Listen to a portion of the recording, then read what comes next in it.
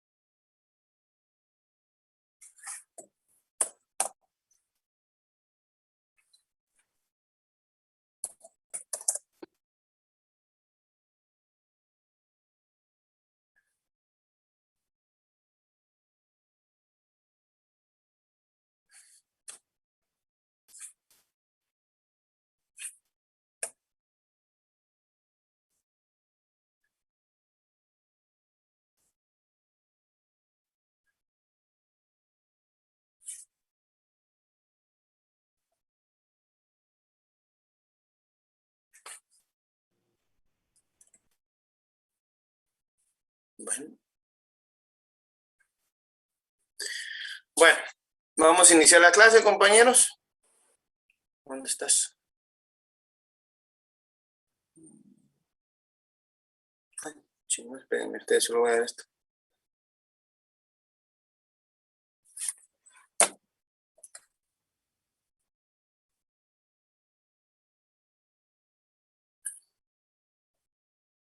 Ok. No sé si ya estoy compartiendo la pantalla. Recording in progress. Ok, amigos, vamos a iniciar entonces. Perdón que hoy no las hice con tanto color, pero vamos a empezar a entender lo que es el juicio sumario. Por favor, me pueden ir leyendo las diapositivas para ir aprendiendo e ir platicando un poco al respecto, por favor. El juicio sumario es un proceso de conocimiento. Se pretende la declaración de un derecho controvertido.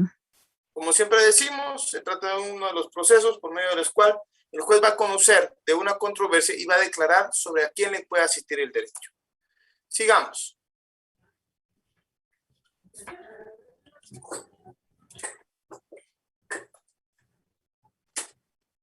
¿Lo pueden leer ahí? El carácter de los juicios sumarios es el de presentar una abreviación y compediosidad de formas de donde procede su denominación, en oposición a las del procedimiento ordinario, amplio y detallado. Es decir, lo que se busca es tener también un juicio de conocimiento, pero un tanto más abreviado que un juicio ordinario. Sigamos leyendo.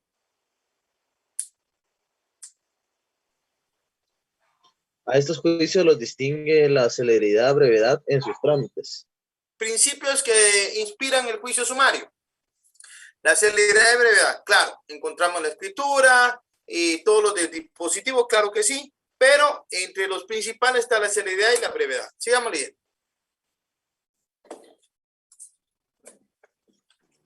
Asuntos. Artículo 229 del Código Procesal Civil y Mercantil.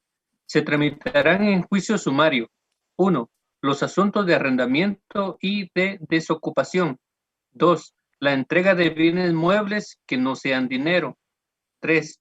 La rescisión de los contratos. 4. La deducción de responsabilidad civil contra funcionarios y empleados públicos. 5. Los interdictos. Y 6. Los que por disposición de la ley o por convenio de las partes deban seguirse en esta vía. ¿Cómo cuáles podrían aplicarse en estos casos? Bueno, veamos un ejemplo, el artículo 413 y 416 del Código Procesal Civil y Mercantil, por favor.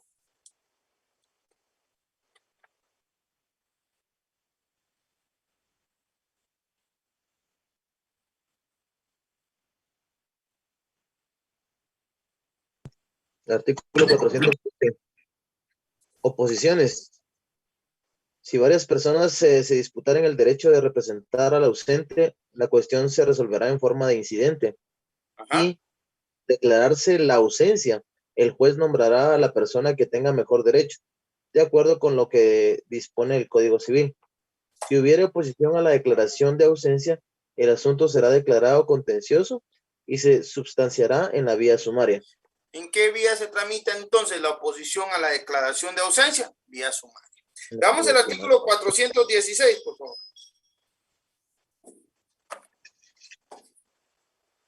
Luego me disculpen un segundo, señores, que ando solito aquí. Artículo 416. Administración de los bienes. Pueden obtener la administración de los bienes del ausente los que se crean con derecho a ello, según el Código Civil. La solicitud deberá publicarse en el diario oficial y en otro de los de mayor circulación. Y en caso de presentarse oposición, se tramitará en juicio sumario. El juez ordenará que se dé la administración de los bienes del ausente a los interesados de acuerdo con lo dispuesto en el Código Civil. Ok, y por último, para que entendamos el 1039 del Código de Comercio, que establece que todo lo referente a esto, a la rama, por lo regular se va a tramitar en la vía sumaria.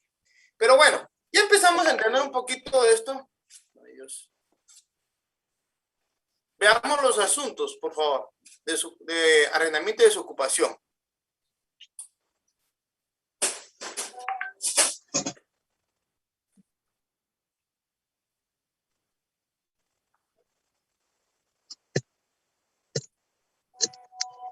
Los asuntos de arrendamiento y desocupación. Fundamento legal, derecho sustantivo del Código Civil, Decreto Ley 106, artículos del 1880 a 1941, Decreto 1468 del Congreso, Ley del Inquilinato. Observaciones. El arrendamiento está tipificado en el Código Civil como un contrato. Debe diferenciarse entre el derecho de propiedad y el derecho de posesión. Derecho objetivo, Código Procesal Civil y Mercantil, Decreto Ley 107, artículo 229, numeral 1, del 236 al 243. Perdón, amigos, porque ahorita le agarró a todo el mundo ponerse a escribir. Estoy desocupando este teléfono. Ay, Dios. Ahí está. Bueno, lo primero es, estamos hablando de un asunto de arrendamiento y desocupación. Y lo primero que tenemos que ver es que de esto deviene de un contrato que se realiza entre dos personas. ¿Ya? A la vez contrato se trata de que yo le permito el uso de un bien inmueble, incluso puede ser mueble en algunas situaciones, a cambio de una cantidad de dinero. Debe diferenciarse entre el derecho de propiedad y el derecho de posesión, porque acá no hay propiedad ni de posesión, solo es disfrute de la cosa, es lo importante. El derecho sustantivo en el Código Civil encontramos regulado en los artículos de 1880 a 1941, eso me imagino que ya lo vieron ustedes. La ley de inquilinato es un acuerdo, un decreto que regula ciertos derechos que devienen de un contrato de arrendamiento, pero se ha discutido un tanto por el pacta sunt servanda. Sin embargo, tiende a normarse que todo contrato de arrendamiento tiene que ir acorde a esta ley, a este decreto 1468. En cuanto al derecho adjetivo, es decir, el derecho procesal que se va a aplicar, ¿verdad? Son específicamente lo relativo al artículo 229, es decir, al proceso sumario. Y aquí tenemos que empezar a ver un poquito de este proceso ingrato, que es lo que quería, pero estoy viendo que lo tengo en notas positivas. Permítanme un segundo, por favor, porque aquí no quiero perderlos para entender un poco esto. ¿Dónde está? Ay, ay, ay. Con dibujitos. Sí, aquí está. ¿Están todavía viendo las diapositivas? ¿Pueden ver la pantalla? Sí, Lick, sí se ve. Licenciado. Sí, es que puedo ver esto. Lo primero que tenemos que ver es, entonces, esto es el juicio. Esto no sé si es bastante, es muy buen material, la verdad. Habilitar edición, esta cosa es lo que me... Ahí está. Permítame. Aquí está. Juicio sumario. Bueno, entonces, veamos lo que dice la ley y vamos a encontrar en esta diapositiva otras situaciones muy importantes. Y esto, licenciado, ¿sí? es que seguimos viendo la presentación anterior, pero no la nueva que nos quería mostrar. Entonces, espérenme. Dejar de compartir. Y ahora compartir pantalla. Aquí está. ¿Ahora? Todavía no, licenciado. Ah, hoy sí. Está cargando. Ok. Ya. Vamos, pues. Miren, pues. Bueno. Juicio sumario. Eso ya lo... Entonces, inicial. Bueno. Artículo 61, juicio sumario. Vamos a encontrar entonces lo que dice del artículo 229. Y el artículo 230 nos regula algo muy importante, que siempre lo hago ver, que son aplicables al juicio sumario todas las disposiciones del juicio ordinario en cuanto no se opongan a la preceptuada en este título, es decir, a ser abreviado. Después todo lo del proceso ordinario se aplica. ¿Se aplica la prueba, la forma de la prueba y todo? Sí, sí se aplica, señores. Aquí se aplica todas esas situaciones y por ende se los hago ver para que entendamos que es necesario tenerlo en cuenta al momento de iniciar. Si se dan cuenta, hay una diferencia entre juicio ordinario y juicio sumario. Si alguien me dice, mire, ¿y cómo se diferencia? Pues son simples. Primero, lo más importante son los plazos. Los plazos en el juicio sumario son más cortos, menos que los plazos del juicio ordinario son más largos. Ajá. El juicio ordinario es el juicio tipo, es la base, como quien dice. El juicio sumario tiene asuntos específicos que se van a tramitar. Y por último, verán que las excepciones privilegiadas se resuelven en sentencia en el juicio sumario. Las excepciones privilegiadas en el juicio ordinario serán resueltas en incidente. Entonces, esas son las pequeñas diferencias que hay entre el juicio ordinario y juicio sumario. Luego de esto, quiero que lean el artículo 231, que es el que establece que las personas capaces para obligarse pueden, por convenio expreso, celebrado en escritura pública, sujetarse al proceso sumario para resolver sus controversias. Decisión que no puede variarse. Si el proceso, por su naturaleza, dice, debiera hacerse ventilado en juicio ordinario, habrá lugar a recurso de casación. Y esto es lo que establece el artículo 231. Lo primero, entendemos entonces que yo puedo, por voluntad propia, en una escritura, pactar que cualquier controversia no se tramite en juicio ordinario, sino se tramite en juicio sumario. Sí, sí puedo. Artículo 231. Y vean qué interesante. Si el proceso por sí normalmente tendría que tramitarse en un juicio ordinario, cabría en ese caso la casación. De lo contrario, no. ¿Ok? Luego de eso, vamos a encontrar un tanto lo relativo a la demanda. Y vemos que la demanda se inicia también llenando lo relativo al artículo 61. Y aquí aplicamos entonces lo que establece el juicio ordinario. Los requisitos de la demanda. No se preocupen, no los voy a poner a leer eso porque yo creo que eso ya lo manejamos. ¿Verdad? Vemos también que se aplica el artículo 63 en cuanto a las copias, contenido de la demanda, artículo 106, ¿verdad? Que es lo que hemos leído anteriormente, el artículo que debe acompañarse de los documentos esenciales, 107, la prueba que debe de rendirse también en el 106, ¿verdad? Y encontramos entonces las actitudes del demandado, que siempre nos lleva a observar las mismas actitudes del juicio ordinario, ¿ya? Dice, se tiene por contestar la demanda en sentido negativo. Si no contesta la demanda, no produce confesión ficta. Se sigue juicio en rebeldía y precluye su posibilidad de ofrecer prueba. Eso lo encontramos en el juicio ordinario. En el juicio ordinario, si yo no contesto la demanda, que es la primera actitud que puede asumir el demandado, pues bueno, los efectos de esta falta de contestación son que se tiene por contestar la demanda en sentido negativo. Me opuse. Mas no produce confesión ficta. Se sigue juicio en rebeldía y precluye su posibilidad de ofrecer prueba. Y con esto se quedó sin nada, pero bueno. La declaración de rebeldía, solicitud de parte, el 113 al final, medidas precautorias y toma de procedimiento en el estado en que se encuentra. Eso lo encuentran ustedes, artículos 113, 114, que regula también estas actitudes en el juicio ordinario. Hasta aquí creo que vamos bien. Si tienen alguna duda, algún comentario, me lo hacen, por favor. Veamos que también encontramos el artículo 233 que habla sobre la contestación, ¿verdad? Pero lo primero es que quiero que veamos el artículo 232, si alguien me hace favor de leerlo, porque vamos a ver que lo primero que nos dice es cuál es el plazo, ¿ya? Esto es importante. Y empezamos con esto, el término para contestar la demanda es de 3 días, es decir, el término de emplazamiento es de 3 días, contados a partir del día siguiente de la notificación. ¿Dónde encuentro eso? En el artículo 233. ¿Ok? Es lo primero. Veamos. Luego de que ya me ha sido notificada la demanda, yo puedo presentar o a tomar una actitud frente a la misma, en sentido negativo, contestando, y es lo que estamos viendo en este momento. Lo estoy tratando de hacer de forma rápida, no sé si me siguen el paso. Si tienen alguna duda, me comentan.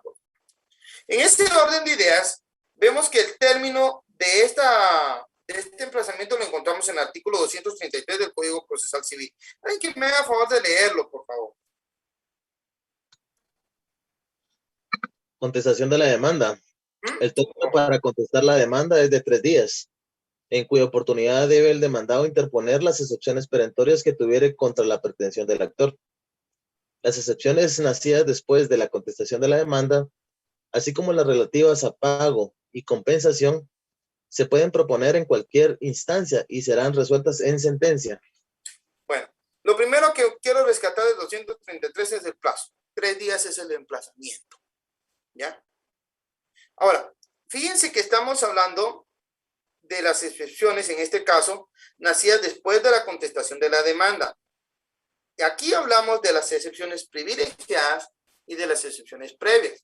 Perdón, de las excepciones perentorias, perdón. Las excepciones previas en sí las encontramos reguladas en el artículo 232. No sé si alguien me puede leer, por favor.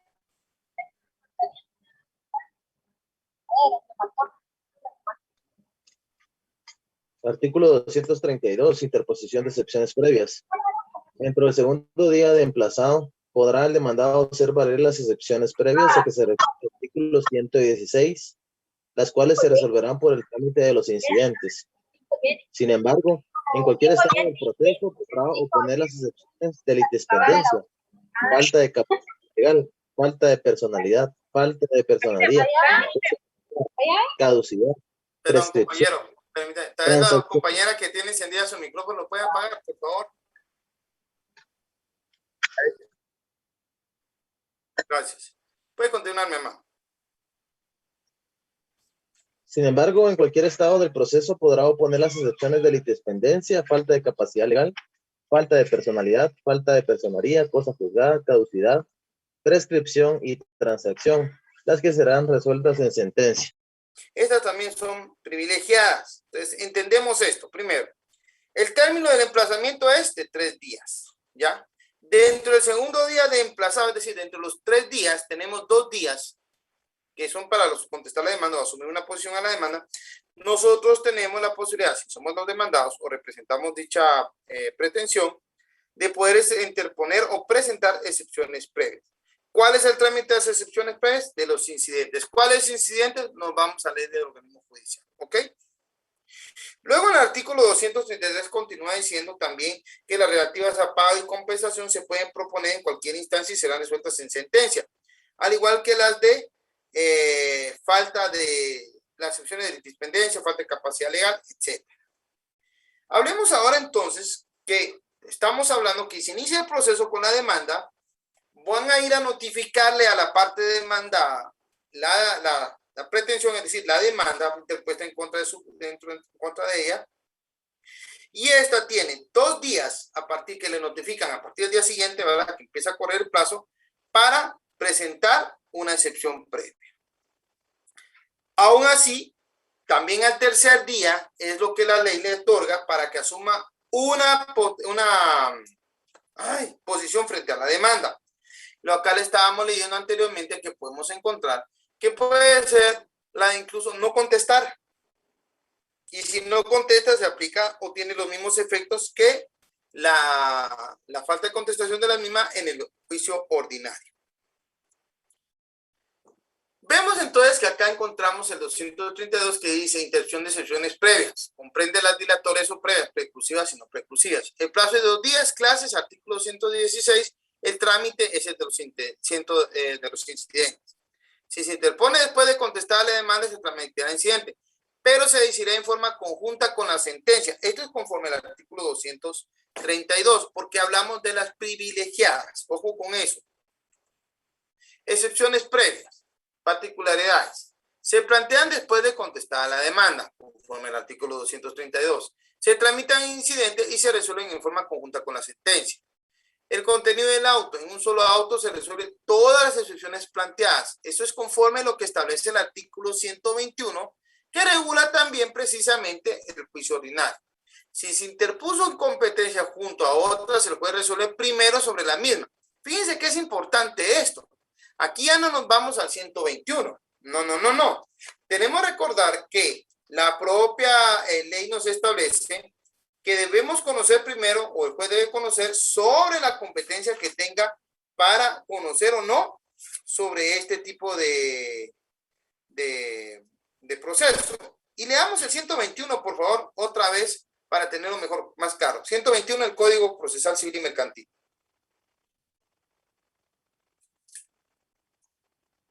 ¿Quién me lo puede leer?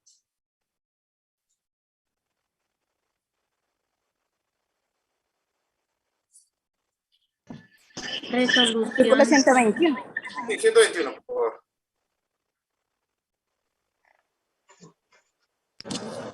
Artículo Resolución de las 121. excepciones. Resolución.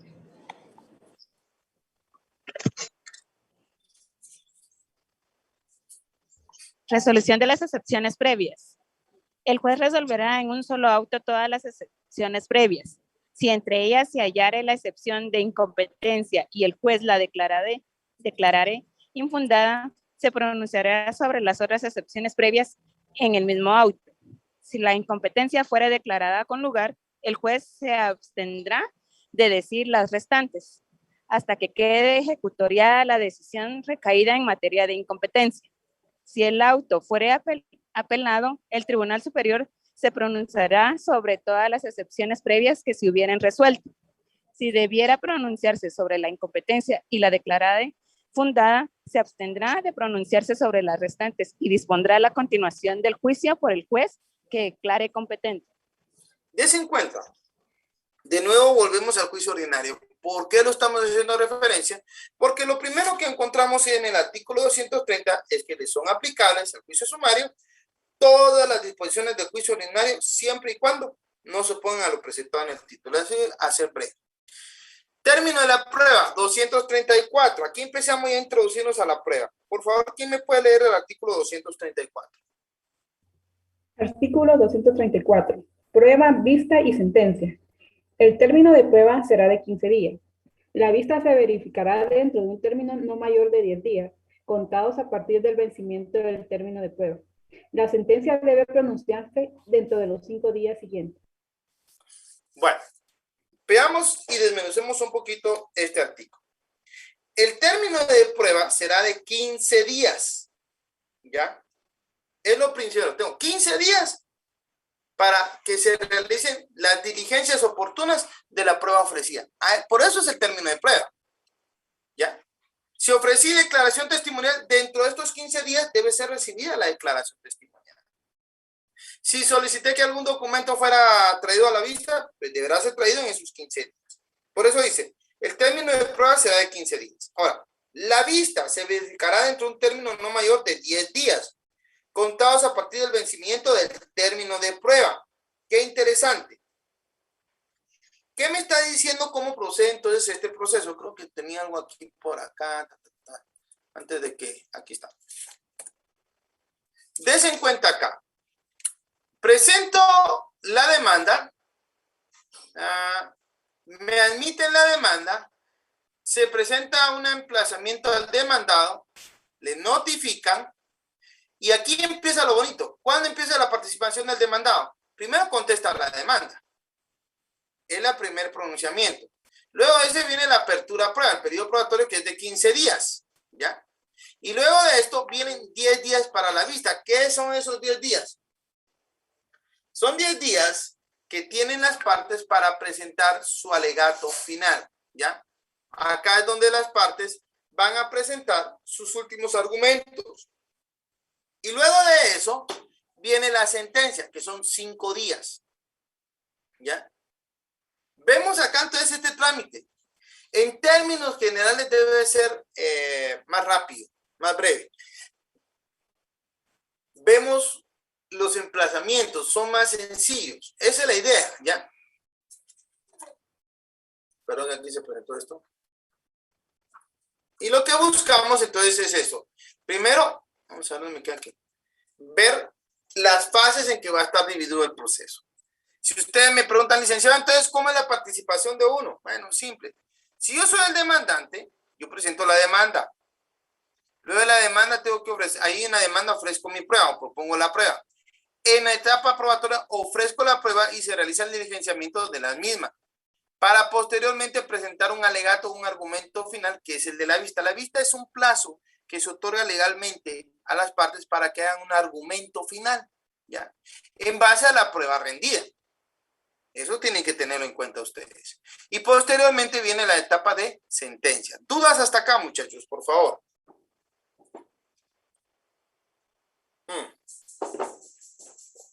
Sigamos entonces. Te hago una pregunta. ¿Y en la práctica se cumplen estos plazos? No se cumple. Mire, sería mentira decirle que generalmente se van a cumplir estos plazos. No se cumplen. Por una razón. Lamentablemente, estamos colapsados. Actualmente los juzgados están colapsados, los juzgados civiles, Dios me guarde. Pero si usted me pregunta, ¿es más corto un sumario que un ordinario? Sí. O sea, sí se tramitan más rápido. No se respetan los plazos. Mentira. Es materialmente imposible, muchachos. Yo estoy como juez civil en Antigua Guatemala y créame, traté y ¿qué?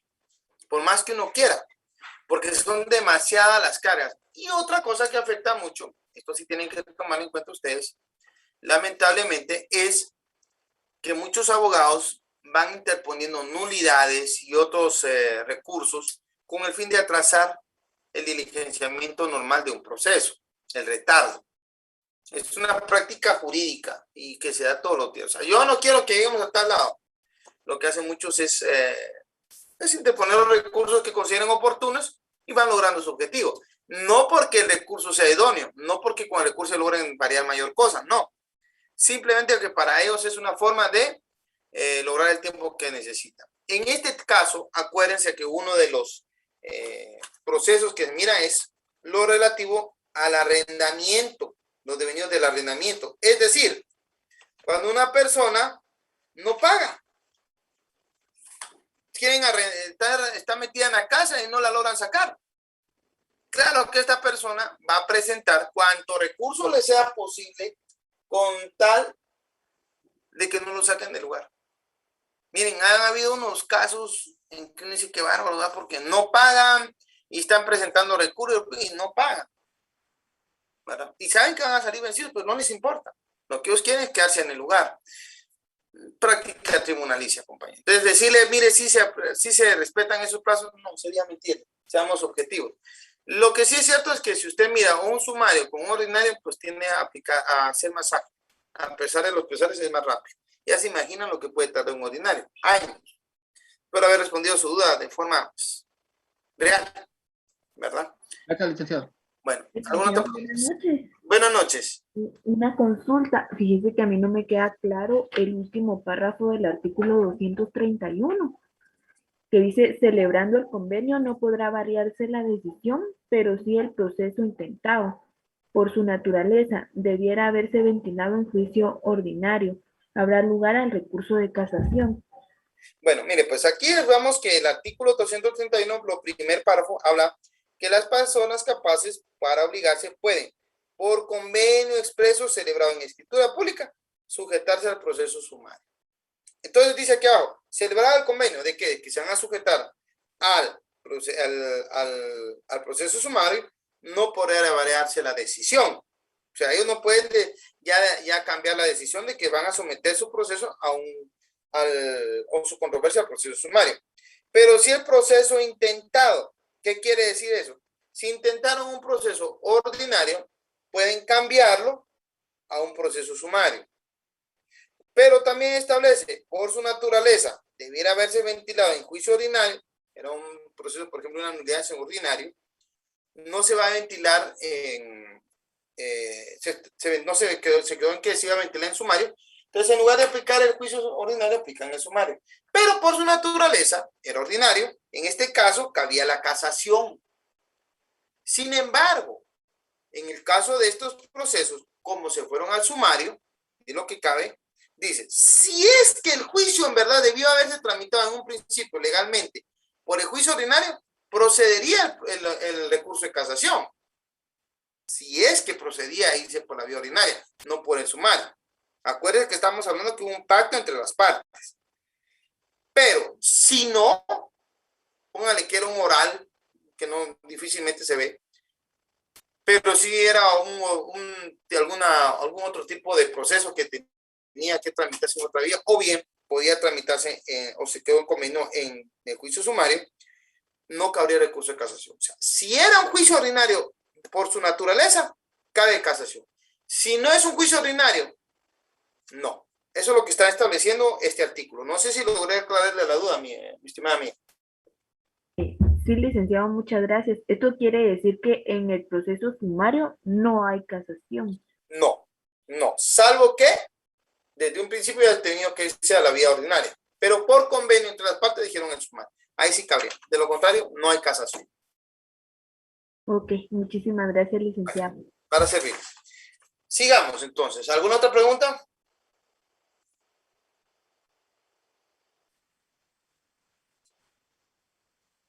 Bueno.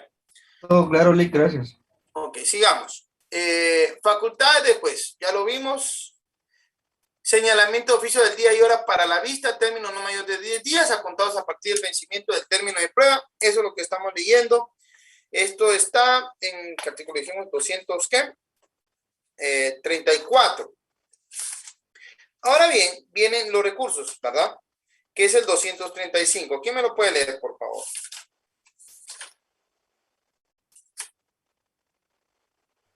Artículo 235. Recursos. Cualquiera de las partes que interponga apelación de una resolución que no sea la sentencia, incurrirá en el pago de las costas y en una multa de 25 quetzales, que le impondrá el tribunal de segunda instancia, si se confirma la resolución o se declara improcedente el recurso. Bueno, aquí estamos hablando de recursos y antes que se me olvide, para mí es importante que platiquemos sobre otra potestad que tienen los jueces en lo que es el procedimiento sumario, ¿ya? Y es que, si se dan cuenta, en el juicio ordinario, procede que el juez, si lo considera prudente, aplique el artículo 197. ¿Quién me lo puede leer?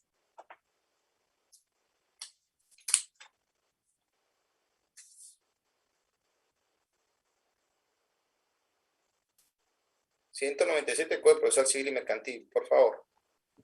Artículo 197. Auto para mejor fallar. Los jueces y tribunales, antes de pronunciar su fallo, podrán acordar para mejor proveer. Primero, que se traiga a la vista cualquier documento que creen conveniente para esclarecer el derecho de los litigantes. Segundo, que se practique cualquier reconocimiento o avalúo que consideren necesario o que se amplíen los que ya se hubiesen hecho. Tercero, traer a la vista cualquier actuación que tenga relación con el proceso. Estas diligencias se practicarán en un plazo no mayor de 15 días. Contra esta clase de resoluciones no se admitirá recurso alguno y las partes no tendrán en la ejecución de lo acordado más intervención que la del tribunal les conceda. Ok. Fíjense qué interesante, porque entonces, entre la prueba y la vista, la vista y la sentencia, perdón. Entre la vista y la sentencia, si el juez lo considera, puede dictar auto para mejor fallar conforme el 197. Y el plazo es el mismo, 15 días. ¿Por qué? Volvemos a tomar en consideración el artículo 230. Esta figura del auto para mejor fallar no contraviene en nada el juicio sumario. Y si el juez lo considera oportuno, lo puede aplicar. ¿Ok? ¿Dudas hasta acá, muchachos? Si no, seguimos. 235 solo para tener en cuenta el recurso, por favor. Recursos. Cualquiera de las partes que interponga apelación de una resolución que no sea la sentencia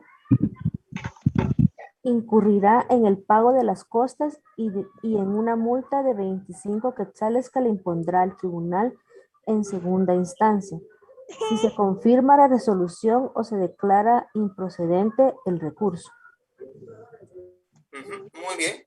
Si se dan cuenta, ese es el recurso. Ahora, el primer proceso que vamos a encontrar, ¿verdad? Resolutiva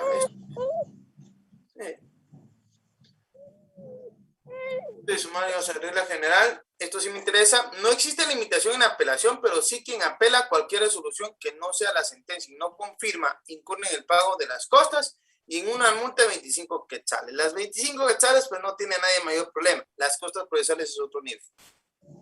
Reglas especiales, arrendamiento y desahucios, responsabilidad civil de empleados y funcionarios públicos.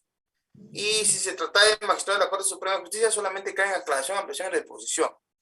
En los interdictos de obra nueva, la resolución que permita la obra indispensable para conservar lo edificado no admite ningún recurso. Ojo con estas reglas especiales en cuanto a los recursos.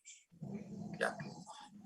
Si ustedes me preguntan si voy a mandar esta diapositiva, sí, la voy a mandar en un momento al grupo para que la tengan ustedes. Y de ahí me interesa, vamos a ver si lo tengo acá. Vamos a irnos. No, no chingues. Oh, va a dormirse. Bueno, vamos a ver.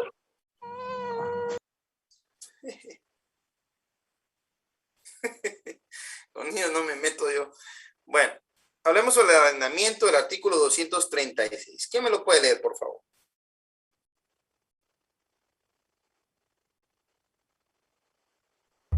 Arrendamiento. Todas las cuestiones que se susciten con motivo del contrato de arrendamiento deberán ventilarse por el procedimiento a que se refiere este título, salvo disposición contraria de la ley.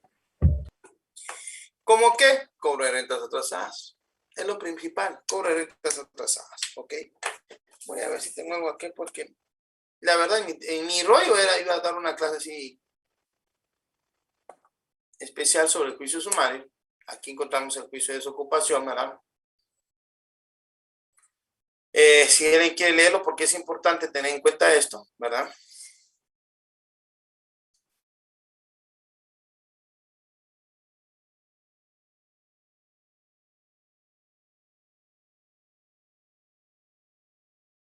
¿Quién me lo puede leer? ¿Están viendo aquí la otra diapositiva? Sí, Lick. Ok. El juicio sumario de desahucio y desalojo representa en definitiva uno de los medios de que se vale el legislador para proteger la propiedad. Aguirre Godoy. En nuestro sistema, como se dijo, el juicio sumario de desahucio o desalojo solo se aplica a bienes raíces. Para los otros casos en que se deba reclamarse la entrega de cosas, muebles, está previsto en un juicio especial, también de naturaleza sumaria, que está establecido en el artículo 244. Entrega de cosas y rescisión de contratos. A eso se refiere estos artículos. Sigamos leyendo. Finalidad del juicio sumario de desahucio y de desocupación. De acuerdo con la nueva regulación de nuestro código, el juicio sumario de desahucio y de desocupación no solamente procede en los casos en que se persiga desalojar a los inquilinos y subarrendatarios, sino en cualquier situación en que el detentor tenga obligación de restituir el inmueble o bien le use sin ningún derecho ni título justificativo. Pero también se utiliza este juicio para obtener una condena en relación con las rentas que deba el inquilino. Veamos el ejemplo. Por ejemplo, cuando el arrendatario desocupó voluntariamente el bien inmueble, puede ser que no canceló una o varias rentas y que además no haya pagado los servicios, agua, luz, teléfono, etc. En estos casos procede el juicio sumario de cobro de rentas atrasadas y servicios dejados de pagar. Miren que hasta el nombre están. O sea, no vayan a creer que es solamente el de sacar a una persona, no, deviene de todas las cosas que puedan devenir del arrendamiento. Que el señor ocasionó daños al inmueble, también se puede ir por acá, ¿verdad? Va a depender de cómo esté la situación, pero por lo general, todo lo que viene de arrendamiento, vamos a tramitarlo en el juicio sumario sobre arrendamientos y desahucio. Licenciado. Buenas noches. Buenas noches. Y usted, en su experiencia, no sé si por ese lado ha visto usted que si hay casos frecuentes de este proceso sumario en la cuestión de incumplimiento de pagos y todo eso de los arrendamientos. Sí, porque también el dueño del inmueble, digo que como los juicios sale caro, la verdad que sale caro pagar abogado y todo eso, no le sale más, o lo ha visto usted que sí es frecuente. Es que acuérdese que va a depender de la persona y va a ser la cuantía, porque de por sí, si usted en su demanda vence, pues usted puede solicitar el pago de costas judiciales. No le van a pagar todo definitivamente, ¿ah? Pero depende de cada quien. Sí hay mucho cobro de renta atrasada, mucho cobro de algunas situaciones de pago de servicios, claro que sí lo hay, porque hay personas que no pagaron el servicio durante meses y se los cortan. Y construyeron bastante.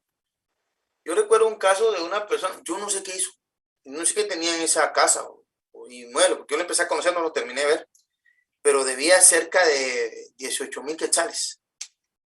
Ya 18,000 quetzales, la persona vino y como a él lo demandó la empresa eléctrica por ser el dueño, a él vino y empezó se fue por esta vía para cobrar precisamente este tipo de servicios. Y yo, pues yo no terminé de conocer el caso, pero sí creo que iba muy bien, que lo iba a ganar, ¿verdad? La cuestión es poder encontrar a la persona. Entonces, en este caso sí lo tenía localizado por el trabajo y toda la cuestión. Es un poco difícil. Yo no sé qué hizo esta persona, pero sí debía un montón de pistas en luz. Me llamó la atención. 612, si quieren podemos ver un poco del derecho de posesión, por si no lo recuerdan, ¿verdad? Leamos esta diapositiva y si tienen alguna duda me la pasen, por favor. Derecho de posesión. Artículo 612. Concepción de la posesión. El poseedor, el que ejerce sobre un bien todas o algunas de las facultades inherentes al dominio. Nudo propietario. Tiene el dominio de un bien, no más la posesión. Su relación con el bien es el de ser únicamente propietario. El propietario es titular de su derecho de propiedad, mas no es poseedor, ya que la posesión la tiene el arrendatario, quien ejerce todas o algunas de las facultades inherentes al dominio. El propietario no puede violar el derecho de posesión aduciendo que es el propietario. El arrendatario puede disfrutar del bien dado en arrendamiento, como si fuera el propietario. A ver, si yo arrendé un inmueble, perdónenme, pero ahí no me entra ni el propietario. No, yo estoy pagando, voy al día, no hay problema. No pagué, igual hay un contrato, destíname el contrato. Pero el derecho para gozar del bien, nadie me lo puede quitar. Eso es lo más importante acá. Sigamos. Contrato de arrendamiento. Artículo 1880 del Código Civil. El arrendamiento es el contrato por el cual una de las partes se obliga a dar el uso o goce de una cosa por cierto tiempo a otra que se le obliga a pagar por ese uso o goce un premio determinado. Todos los bienes no fungibles pueden ser objeto de este contrato, excepto aquellos que a la ley prohibía arrendar y los derechos estrictamente personales. La renta o precio del arrendamiento debe consistir en dinero o en cualquier otra cosa equivalente, con tal que sea cierta y determinada. Observaciones importantes. El contrato de arrendamiento puede ser escrito o verbal. Si el contrato es verbal, parte del tema probatorio en el juicio sumario es determinar las condiciones o disposiciones contractuales. ¿Cómo podría ser eso? Bueno, ahí encontramos todos los elementos de prueba que hablamos al principio de este curso, que para mí siempre va a ser lo toral en todo proceso. Y estamos hablando de testigos, de la declaración de parte, etcétera, ¿verdad? Cuando uno va a contestar posiciones, etcétera. Hay que buscar esas formas. El problema del contrato verbal es ese, establecer cuáles fueron las condiciones. ¿Cuánto era el plazo del arrendamiento? ¿Cuánto tiempo era? ¿Cuánto tenía que pagar la renta? ¿En qué fecha incluso tenía que pagarlo? ¿Dónde tenía que pagarlo? ¿Ya? Aunque no lo crean, todo eso se tiene que tratar de probar. Y ese es el problema cuando se hacen contratos verbales. Recordemos de nuevo que acá rige el pacta sunt servanda, lo pactado entre las partes. Demostrarlo es otra historia. Sigamos, por favor. Licenciada, una pregunta. Dígame.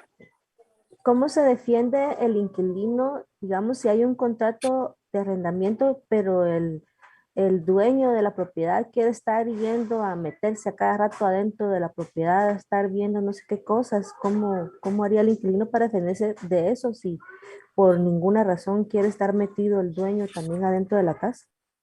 El dueño no puede meterse acá porque es un derecho de posesión y tiene que regirse en base al contrato.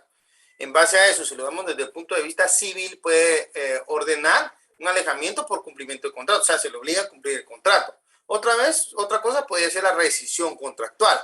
Pero recordemos de que si hay un contrato y se puede demostrar las cláusulas del contrato, no hay pierde. Usted puede hacer maravillas siempre y cuando hay contrato. Cuando no hay contrato es el problema. Ese es el gran clavo. No hay contrato, hay problemas. ¿Ya? Mucha gente dice, ¿para qué voy a hacer contrato? Bueno, es que usted no hace contrato, va a tener problemas. ¿Ya? ¿Ok? Entonces, en base al contrato se puede demostrar todo. Si no hay contrato, va a tener que volver a esta parte de demostrar cuáles fueron las condiciones en que se estableció el contrato. ¿Ya? Y si usted dice, mire, usted le ofreció el arrendamiento, sí, usted sabe que entonces él disfruta del bien, sí, entonces ¿por qué se vayan a meter? Entonces ahí ya lo pueden, mire, está jalado, nunca he visto un caso así, pero podría haber hasta una usurpación o un allanamiento, dependiendo. Si yo no estoy dando permiso para que ingrese, no puede ingresar, por no tener el goce y disfrute del bien. Es decir, él no puede venir y arrojarse ese derecho. No sé si logré contestar su pregunta, mi amiga. Sí, gracias, licenciado. Entonces, digamos que, ¿qué procede?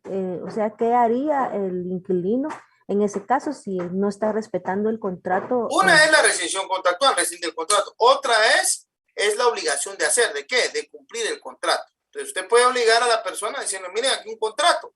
Usted no puede ingresar acá. ¿Ya? Y en base a eso, ordenarle a través de un juzgado que no siga perturbándolo en su derecho de posesión. Hay otros juicios, ¿ya? Hay otros juicios. Pero tendríamos que ver cuál es el que se podría aplicar mejor con las causas específicas del caso en concreto. Es decir, las circunstancias del caso en concreto. Por ejemplo, ¿a qué llega el señor a la casa? ¿A que le gusta la inquilina y la llega, como dicen vulgarmente los muchachos, a enamorar? Pues ella puede decir que hay un acoso. Y miren que ahí se pone más seria la cosa. ¿Cuál es la intención? ¿Por qué llega? ¿Y cómo entra? Si él se para enfrente, perdónenme, no está haciendo nada malo. En la calle está enfrente, no hay problema. Pero si está acosando, ahí hay otro tipo de situaciones. Si él tiene llave, usted le cambia el chapa y no puede alegarle nada. Hay un disfrute y se acabó del bien. Si él ha alegado, usted puede alegar que hay un contrato. ¿Por qué llega esta persona a la habitación o a la casa o al inmueble? Eso es lo que debe que determinarse.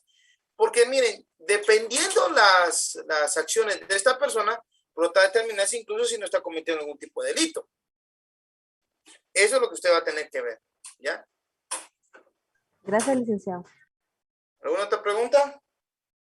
Sí, solo una duda. Si hay un contrato verbal y el propietario no da recibos y en un momento dado dice que no le están pagando prácticamente la mensualidad, ¿qué pasaría en ese caso, aunque la persona sí lo esté pagando? Pues lo mejor sería que o le empiece a depositar en una cuenta que sea de su conocimiento o consigna el pago. Ante el juez competente. Ante el juez para que de esa manera se pueda demostrar que usted sí ha cumplido. ¿Sería de primera instancia ahí? Dependiendo de la cuantía. Ah, ya. Hablábamos de la ínfima y de la Menor, menor cuantía. acuérdense que son de 15,000 un juzgado de paz. En Guatemala hasta 50,000. En algunos municipios hasta 25,000. ¿Verdad? Hablamos de Santa Lucía, Villanueva, Matitlán, ¿cómo se llama? Santa María Nevaj. Vamos a ver el resto aquí. Creo que está Petén, si no me recuerdo, había uno de Petén, Poctún Petén. Bajando a Guatemala, pues pasamos por lo que era para Occidente, Santa María Nevaj, Santa Eulalia, en Huehuetenango, bajamos a San Marcos, si no me recuerdo, a lo que es Malacatán, Malacatán no. Otro municipio, no recuerdo ahorita el nombre. Disculpe, pero eso es para ver la jurisdicción, pongamos qué clase de juzgado es. Eso es para ver eso. La competencia. Para ver qué juzgado le compete. Sí. Y aparte sería el monto de la menor cuantía y de la ínfima cuantía. Es que mire, pues, dependiendo de la cuantía, usted va a determinar si le corresponde a un juez de paz o a un juez de primera instancia.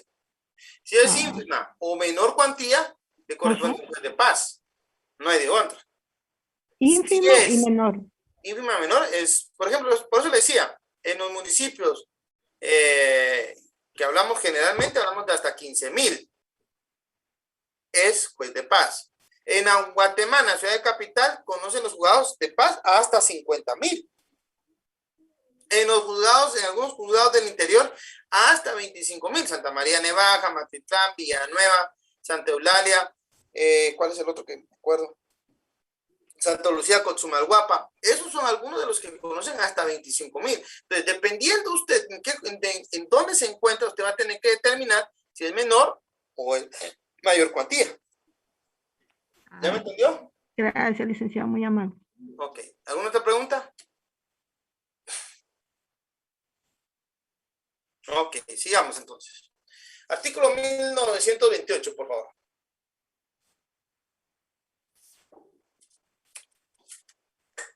Artículo 1928 del Código Civil. El arrendamiento termina por el cumplimiento del plazo fijado en el contrato o por la ley, o por estar satisfecho el objeto para el que la cosa fue arrendada. El artículo 1929 del Código Civil termina también el arrendamiento por convenio expreso, por nulidad o rescisión del contrato, por pérdida o destrucción total de la cosa arrendada y por expropiación o evicción de la cosa arrendada.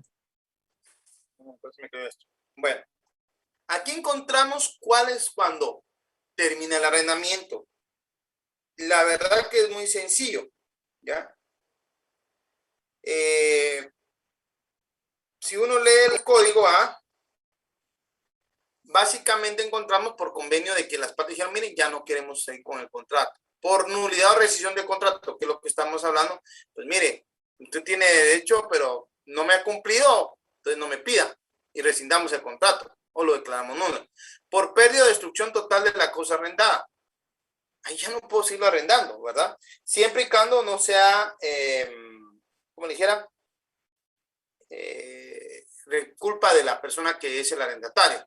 Por expropiación o evicción de la cosa arrendada. Por expropiación se lo quitan. Y por evicción es cuando se pierde un derecho por sentencia firme de un juez. Eso es lo que tenemos que hablar. El arrendamiento también termina por el cumplimiento del plazo fijado. Ya llegamos al plazo, yo ya no quiero renovar el contrato, ni modo, ¿verdad? O porque el contrato establece un plazo, la ley.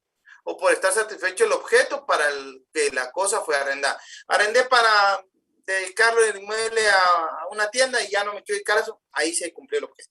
¿Ok? ¿Puede rescindirse el arrendamiento? ¿Cuándo? Por favor, leamos.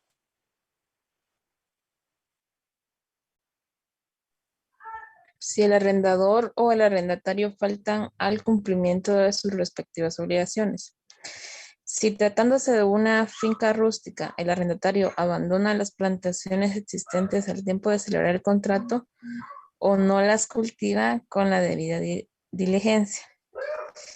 Si entregada la cosa arrendada y debiendo el arrendatario garantizar el pago de la renta, se niega a hacerlo o no lo hace en el término convenido. Por mayoría de edad del menor, rehabilitación del incapaz o vuelta del ausente en los arrendamientos que hubieren celebrado sus respectivos representantes con plazo mayor de 3 años. Por... Ahí solo que cambió la página. Por arrendar contra prohibición expresa del arrendador, por usar el arrendatario la cosa arrendada con fines contrarios a la moral o al orden público o a la salubridad pública, y por muerte del arrendatario si sus herederos no desean continuar con el arrendamiento. Aquí están las causas por las que se puede rescindir un arrendamiento, un contrato. Sigamos leyendo, por favor.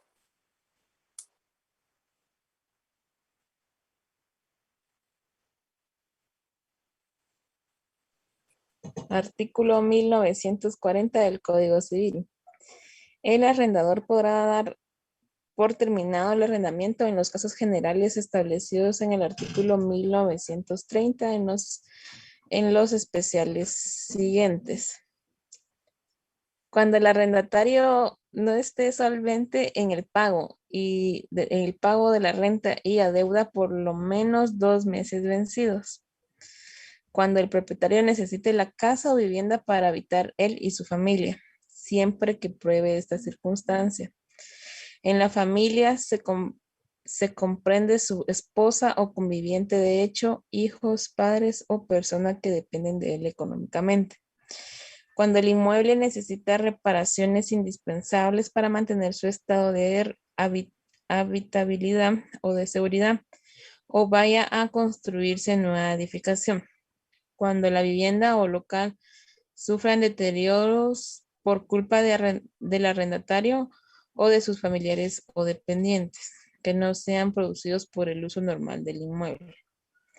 Cuando se trate de inmuebles del Estado o de las municipalidades que sean necesarios para la instalación de sus dependencias, oficinas o servicios. Y cuando el propietario necesite el local para instalar su negocio o cualquier otra actividad lícita, pero que no tenga otro inmueble con las condiciones adecuadas para tal fin. Ocurrido cualquiera de estos casos anteriores, se procederá de acuerdo con lo que establecen las leyes respectivas. Ojo con estos. En este caso, yo digo, bueno, hasta acá.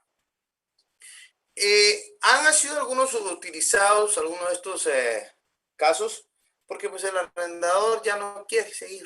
Ya había incluso un inmueble y un contrato y pues le falta para cumplirlo. Han habido inmuebles que han sido arrendados por mucho tiempo. Créanme que según lo que se trate han habido hasta de 10, 15 años, dependiendo.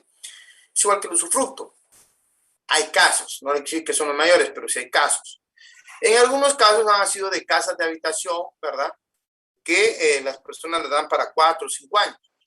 Una de los casos más concurrentes en este caso es cuando dice, mire, la familia va a habitar, o yo voy a habitar en la casa, me quedé sin casa, necesito volver a habitar ahí. Debe comprobarse. Y no puede ser cualquier familiar, ¿verdad?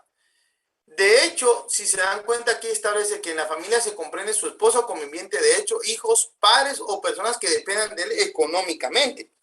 Pero deben depender de él económicamente, como por ejemplo, algún hijo que adoptaron, algún sobrino que esté viviendo ahí en la casa, pero tiene que ser muy demostrado y de todas maneras tiene que ser demostrado conforme a la ley, o sea, respetando los grados de ley y parentesco. Como dije anteriormente, cuando se sufran deterioros por culpa del arrendatario o de sus familiares o dependientes que no se han producido por el uso normal del inmueble, quebraron alguna parte, una estructura por estar fregando, o demolieron o no sé, cualquier daño que sufra en este caso, se puede rescindir el contrato. Esto es en cuanto al desahucio, ¿ya? ¿Qué es el desahucio, compañeros? ¿Quién me puede decir qué es un desahucio?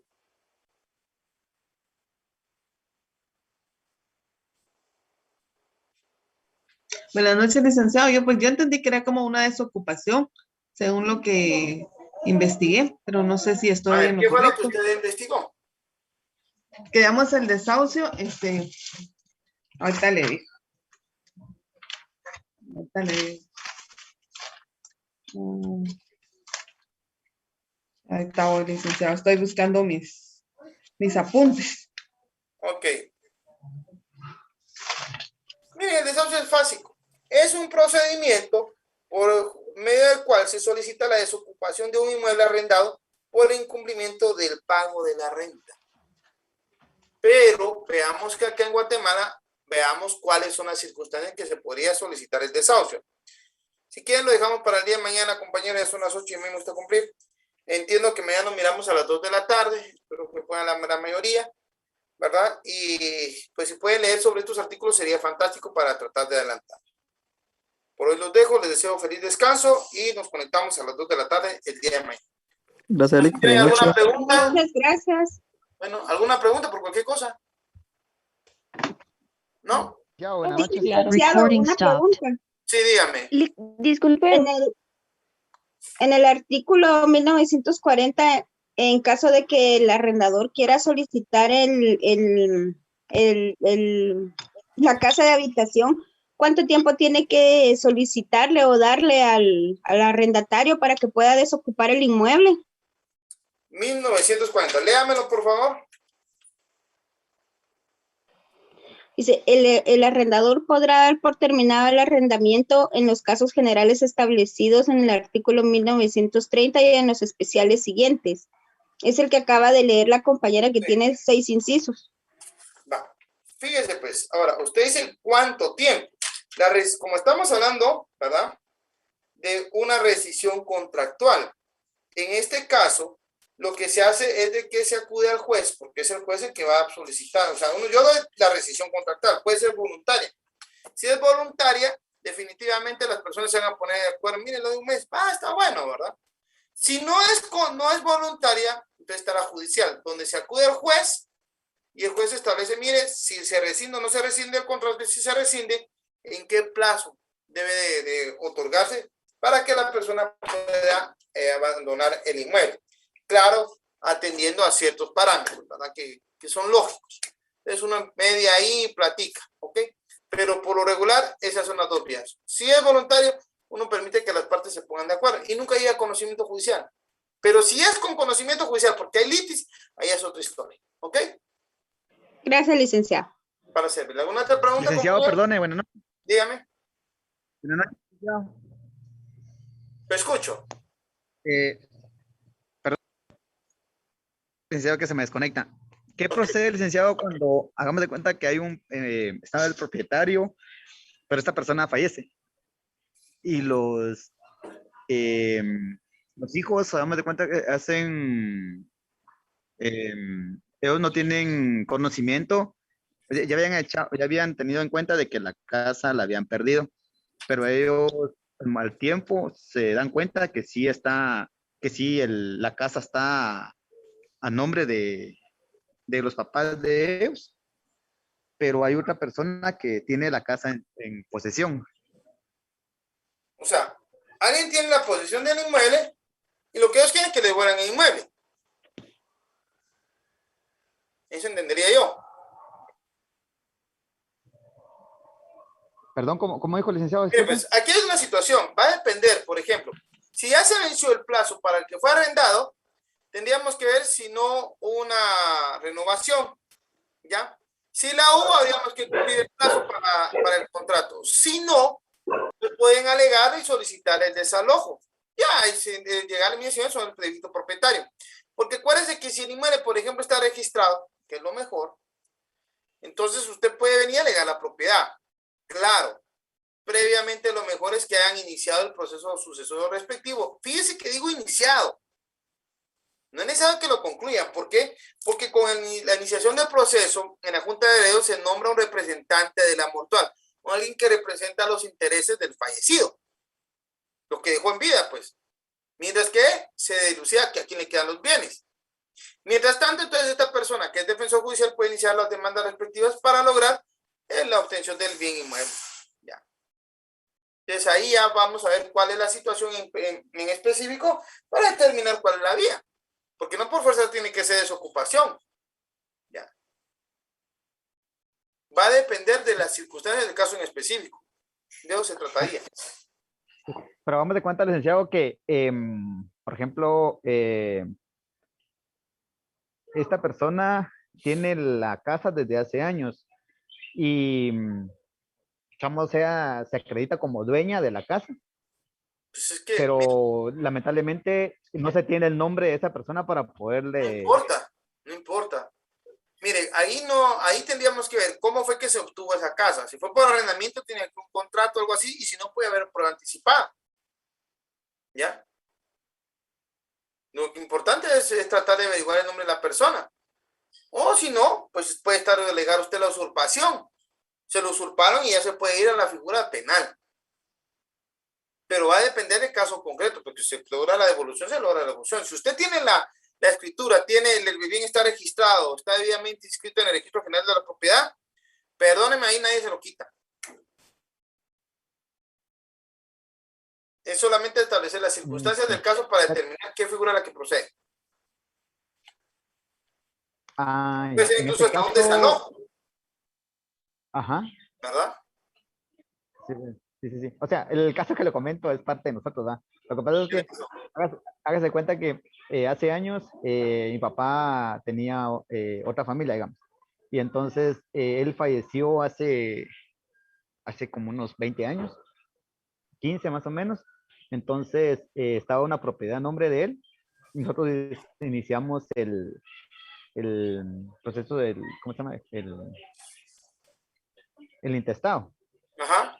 Entonces, pero nosotros habíamos tomado en cuenta o sea, que esa casa ya la habíamos perdido y solo teníamos el derecho de otra casa. Pero al tiempo nos dimos cuenta, bueno, yo me di cuenta más que todo que sí aparece a nombre de todos mis hermanos y a mi nombre una casa. Pero en esa casa desde hace años vive otra persona que ya se adueñó de ella. Y que nosotros, o sea, yo por ejemplo, ya nos habíamos dado por vencidos de que esa casa ya la habíamos perdido, pues. Y ahorita hace poco que nos dimos cuenta que sí me aparece un bien. Ajá. Y entonces ahí me di cuenta que sí aparece que la casa está a nombre de todos mis hermanos. Pero esa otra persona no se quiere salir, pues. Pues yo que usted empezaba por el desalojo, pues iniciaba a solicitar el desalojo de la persona. Pero acreditando mi derecho. Ya. Es que lo que usted Aunque tiene no que tenga hacer, nombre de ella. No, incluso puede decir, no le gana usurpación. Es que Bueno. usted puede defenderlo contra cualquier persona. ¿Ya? Simplemente usted solicita, va a depender mire, ahí depende mucho de su abogado. Qué tan vivo sea su abogado. Porque yo le pediría los documentos, tráigame la escritura, tráigame todo. Bueno, ya tengo todo esto y bueno, ¿quién vive ahí? Yo incluso digo, mire, buenos días, vengo a hacer un acta notarial para determinar si usted tiene algún contrato o así con el señor fundamental para vender la casa. No, que la venda, bueno, me puede dar sus datos, si no, pues hago constar eso en acta notarial y hago constar que no me quiso dar su nombre. Y empiezo como para solicitar una prueba anticipada de una persona que no quiso dar su nombre y que la vendiera. Empezaría a buscar la forma, pero como le digo, va a depender, ya en el caso concreto va a depender mucho de las circunstancias, porque de esos casos no se dan todos los días. ¿Ya? Incluso puede ser que esta persona haya realizado algún tipo de, como ya son 20 años, acuérdese, lo haya inscrito a nombre de él como propietario por el usucapión. Pero si es así, tendríamos que ver cuál de las dos procede y al final, pues, pelear la cosa. Para hacerlo, yo me iría incluso a DICAL o al registro de bienes inmuebles en la municipalidad para determinar la dirección del inmueble. Con la dirección le tienen que lanzar la nombre de finca, folio y libro. Y si está inscrito 2 veces, ahí se lo lanza. Y ya con eso le lanzan también a nombre de quien está inscrito. Ya cuando usted sabe más o menos qué proceso va a tener que lanzarse.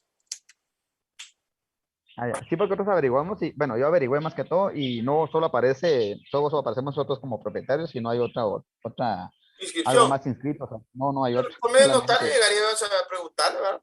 Para hacer constar que se encuentra acá y si él sabe que ese inmueble pertenece a tales personas, ¿verdad? Y si es así, pues si desea llegar a un acuerdo para desalojar el inmueble, pues, hablando se entiende la gente.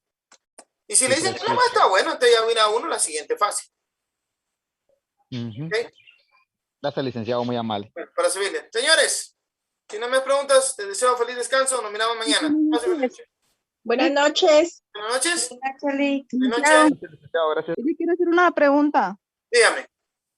es respecto, ¿cómo es posible que los notarios cambien la cantidad, por ejemplo, en una escritura de compraventa, cambien la cantidad por la cual se compró el bien inmueble? Y es una cantidad muy baja, por ejemplo, 100 quetzales en estos Mire, pues tiempos. se lo voy a poner así. Acuérdese que no es que los notarios lo cambien. Yo lo hace franco.